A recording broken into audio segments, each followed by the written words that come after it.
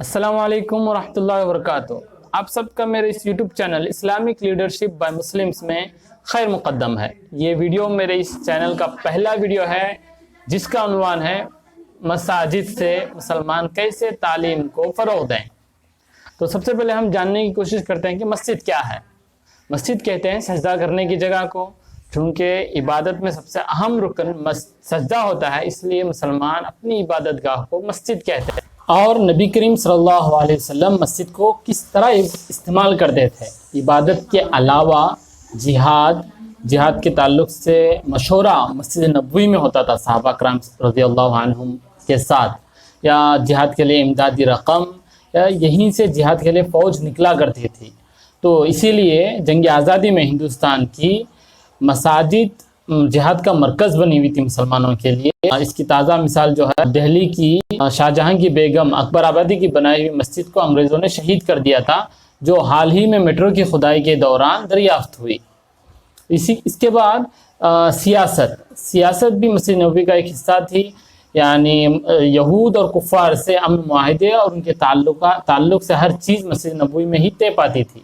پھر امداد، کوئی قافلہ یا چند مسلمان اگر مدینہ ہجرت کر آ جاتے تو ان کی مدد کے لیے نبی کریم صلی اللہ علیہ وسلم اعلان کرتے اور صحابہ یہیں سے مال جمع کر ان کی مدد کرتے تھے۔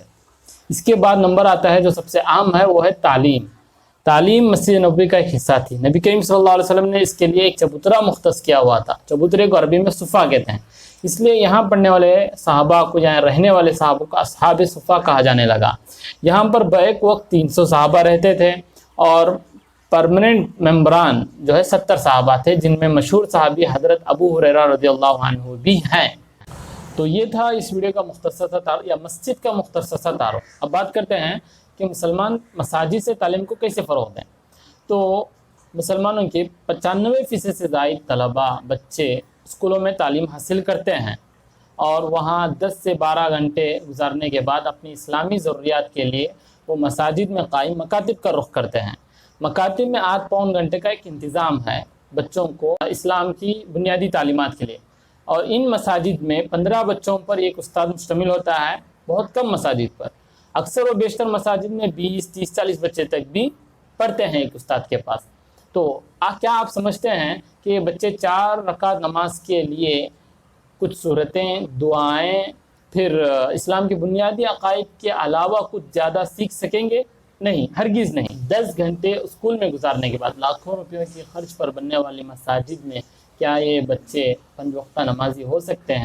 بڑے شہروں میں تو کروڑوں کی لاگت سے مساجد بنتی ہیں، اور بعض مساجد تو ایسی ہوتی ہیں جہاں 4-5 ہزار مصلیوں کی جگہ بھی ہوتی ہے۔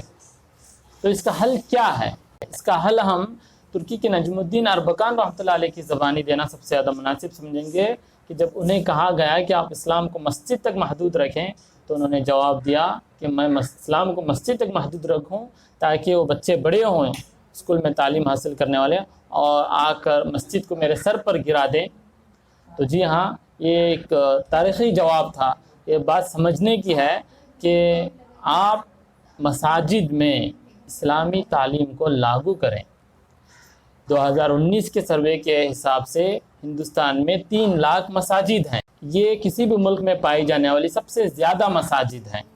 اگر ہم ان مساجد میں اسلامی ماحول کے ساتھ بچوں کو اسکول کی تعلیم کا انتظام کریں تو قوم کو صحیح رہنما اور امانت دار قائدین نصیب ہوں گے۔ یہی میرے اس ویڈیو کا مقصد ہے کہ آپ کو یہ پیغام پہنچاؤں کہ ان مساجد کو تعلیم کے لیے صحیح استعمال کیا جائے۔ کئی سارے ذمہ داروں نے ہندوستان بھر میں اس نمونے کو اپنایا ہے اور وہاں کے بچے مکمل 5 وقتہ نماز کے ساتھ اسلامی ماحول میں اسٹیٹ لیول پر ٹاپ کیا ہے۔ تو آپ حضرات جنہیں میرا یہ پیغام پسند آیا تو وہ اس ویڈیو کو زیادہ سے زیادہ لوگوں تک پہنچائیں تاکہ مساجد کے ذمہ دار اس بات کو سمجھیں اور اپنے ذمہ داری کے تحت ایک اعلیٰ تعلیم کا انتظام کریں۔ وہاں پر مکمل فیس لی جائے، لیکن وہ بچے اسلامی ماحول میں تعلیم حاصل کریں گے۔